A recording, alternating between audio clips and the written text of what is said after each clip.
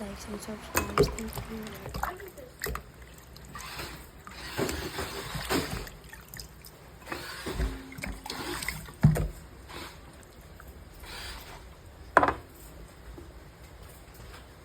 Dalay ko ito ng patis para kahit hanggang gabi, crunchy pa rin yung chicken.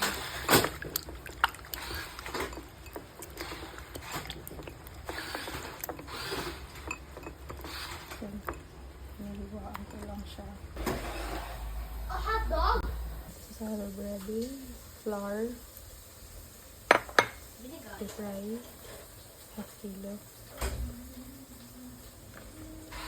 So, 3 pepper, soda, salt, natin siya.